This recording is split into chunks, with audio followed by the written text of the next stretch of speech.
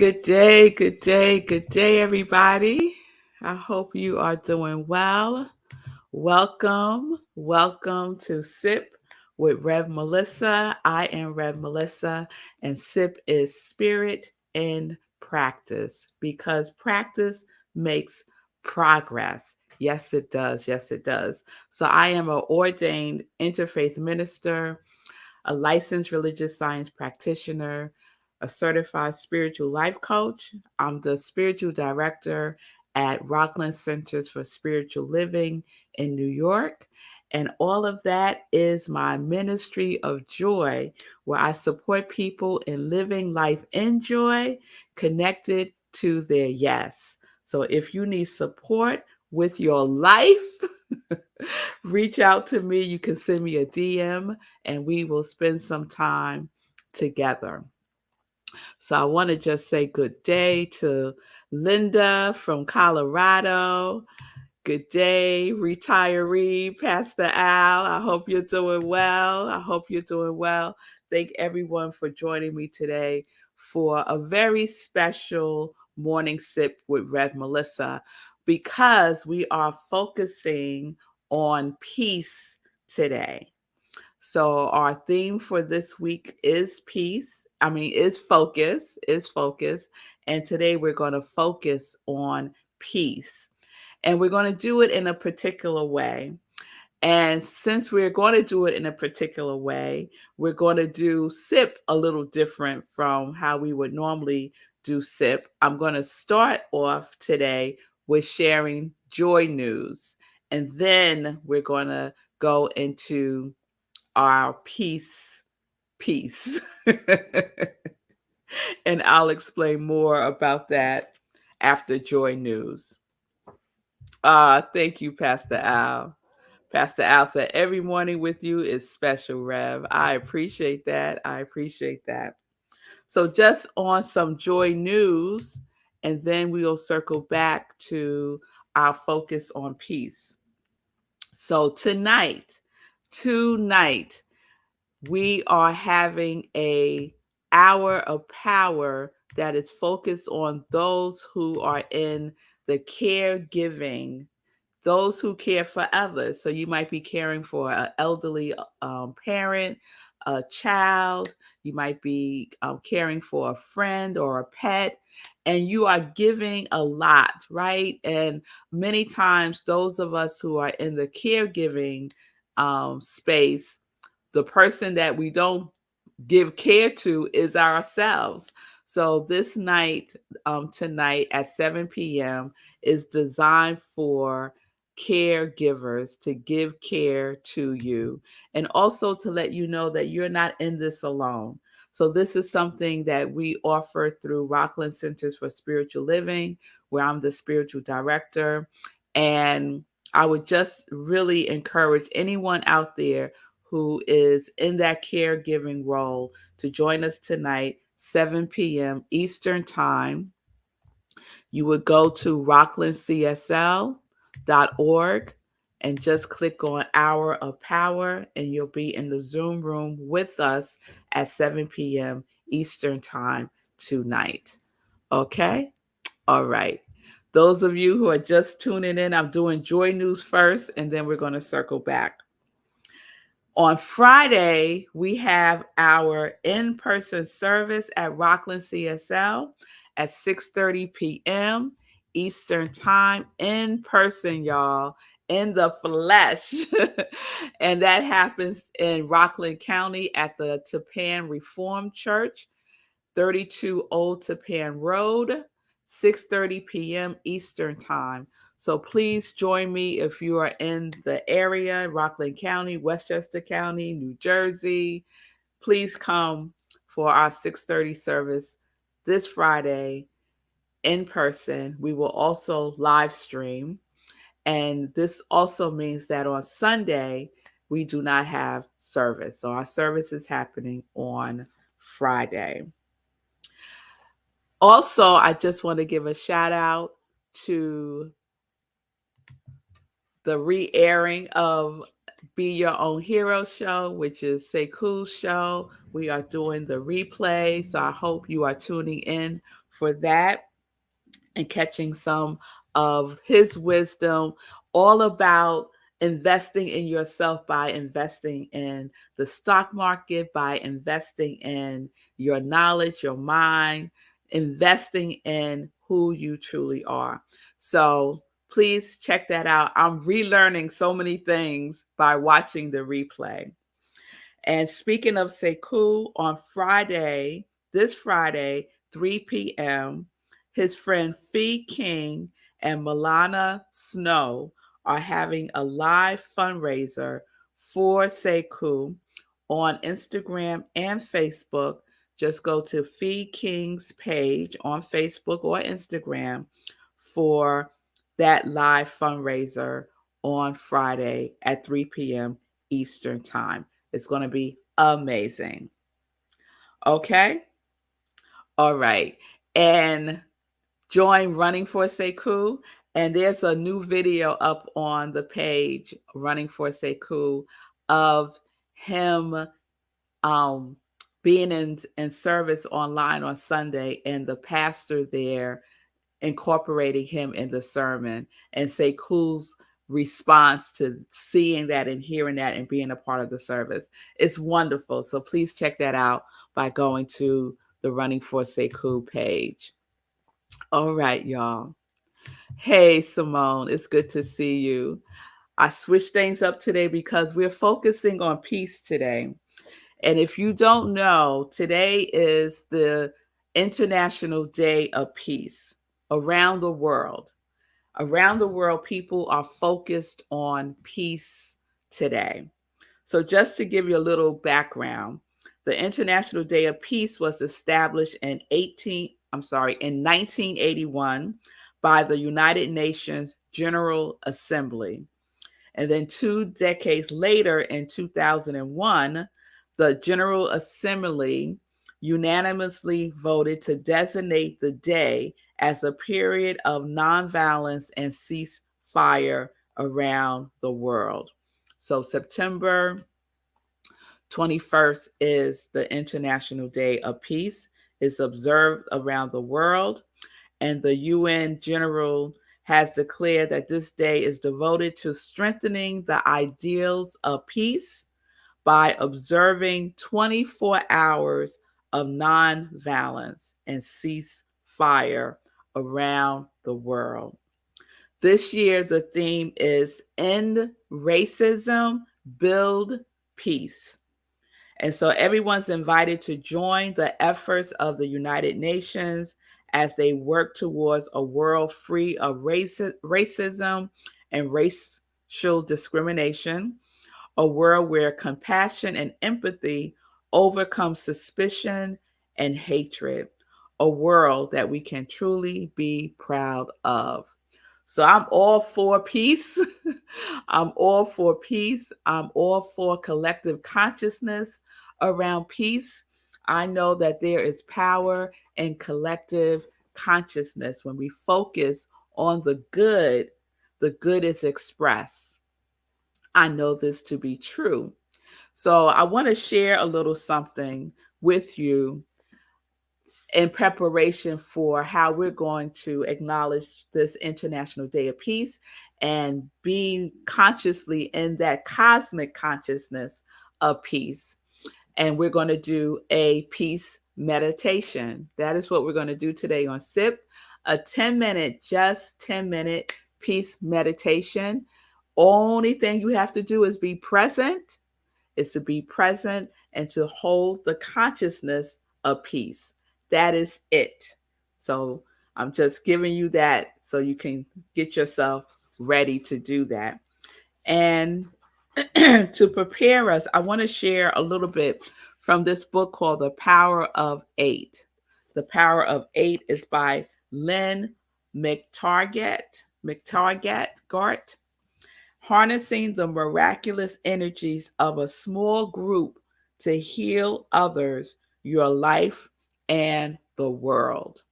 This is a really great book, and most of it is filled with research that has been done on people gathering together, either in person or virtually, and focusing on an individual to heal, for healing, and how how it happens, how people experience healing through the collective consciousness of people holding them in a consciousness of healing. And it's also worked with people meditating and focusing on peace in areas in the country that are not peaceful.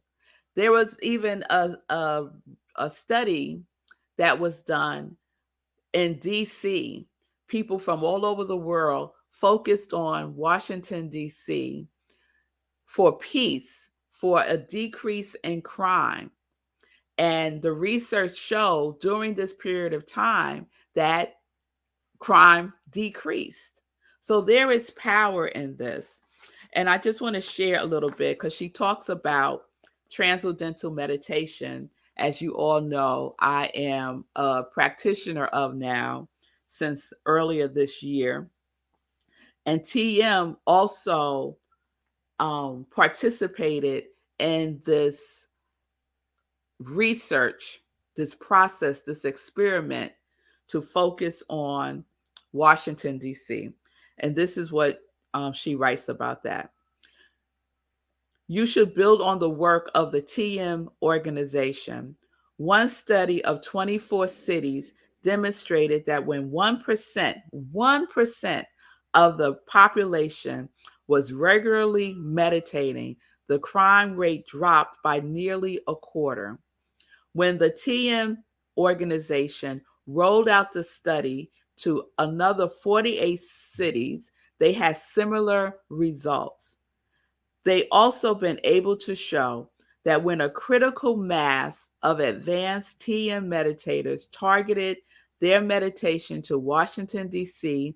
in 1993 during an upsurge in violent crime, the crime rate fell. It's powerful, powerful. Also want to share this about the human mind. We repeatedly demonstrated that the human mind has the ability to move beyond time and space, connect with other minds, and act on matter of distance, and act on matter at a distance.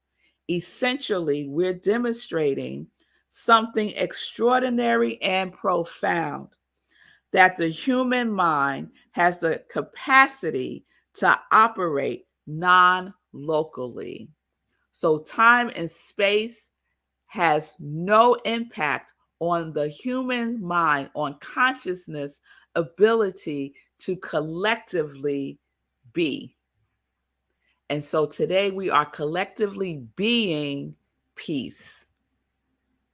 So what we're going to do is an invitation for my congregation of joy to participate on this International Day of Peace by focusing on the collective consciousness of peace.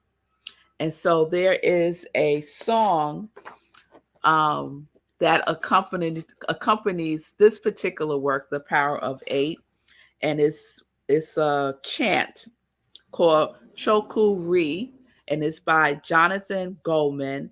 And basically, the chant is strengthening the power, flow, and focus on healing energy. So it's a chant to help us focus on that healing energy, and in our case today, on the peace energy. Okay? All right. So I'm going to play the video. Please get comfortable, whichever way is comfortable for you. I would just invite you to get into that space. Take a couple of deep breaths in.